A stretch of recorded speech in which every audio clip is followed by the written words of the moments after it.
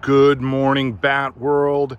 Justin here from the Avant-Garde Collection, having a quick final morning with our 2013 Dodge Viper GTS. This is an 1,100 mile example that we have on Bat, finishing in just a few hours. I wanted to get it out on the road and do a bright daylight video for you guys, showing off this car a bit. It is gorgeous. It is just as nice as one could be.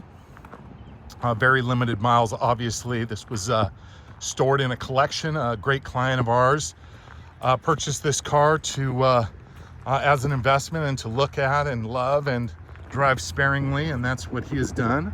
I have decided to do the same thing this morning and give you my impressions of the car. I haven't spent a lot of time in these, but oh my God, this is the real deal. This is raw, and it's just a lot, man. This is a lot of car and not a lot of extras, but gorgeous and more power than you could ever need.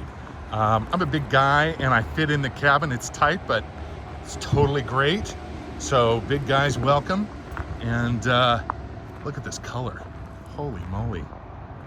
But yeah, guys, just a stunning example, and someone is going to be super thrilled to get it.